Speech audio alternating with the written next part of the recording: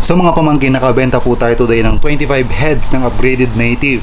Mix po siya nung medyo malaki na, yung 2.5 months old na ang tatay nila ay Rhode Island Red and nanay nila is native. And kasama po sa bibilhin is yung 5 weeks old o yung 1 month old na upgraded native din na same crossbreed din. Yung tatay nila Rhode Island Red and yung nanay nila is native.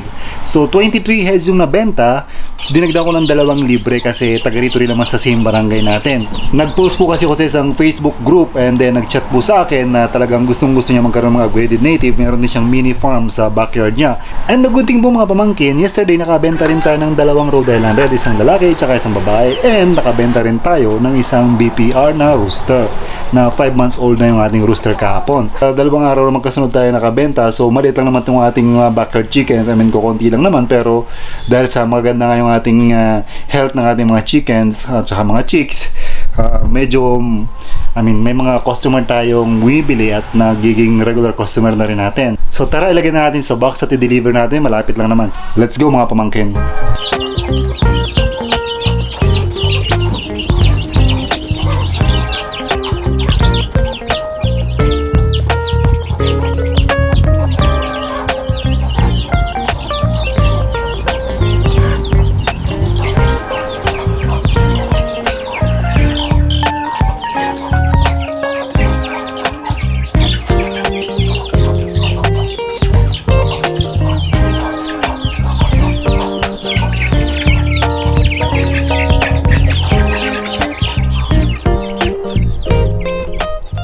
And for now, kotse pang ginagamit ko pag-deliver ng chicken, pero medyo hindi nga comfortable sa likod, sa loob.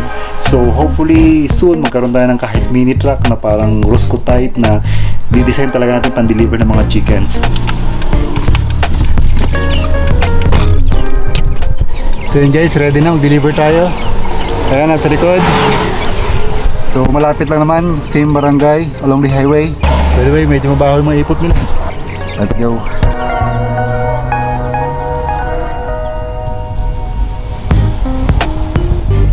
Yung mga pamangkin, ito na tayo sa bahay na pag-deliver natin. By the way, wala yung bibili, wala din sa bahay, pinadeliver lang and then Gcash lang sa atin. So, iba yung tatanggap.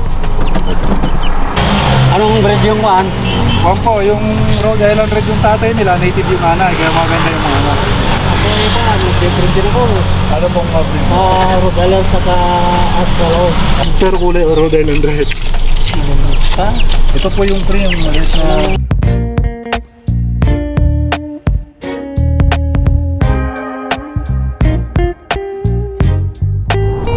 So yun mga pamangkin, na-deliver na natin. And these 2 days na nakalipas, kahapon tsaka ngayon, nakabenta tayo ng 3 heritage chicken kahapon and 25 na upgraded native chicks today. So, ang kagandahan sa upgraded native ko, hindi ko na siya binalkunahan o hindi ko na sila binaksin nung sisiw pa sila, kasi ang upgraded native, lalo kapag kaanginahin ay native, tapos yung Rhode Island Red yung tatay, malakas ang resistensya nila kasi alaga ko naman sila sa vetracine from day old, vetracine na sila.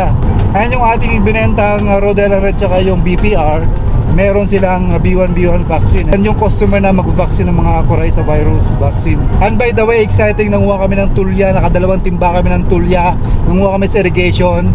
Panoorin nyo dun sa page, sa personal page ko, which is Tito Ice, and dun sa YouTube channel ko na Tito Ice Vlogs.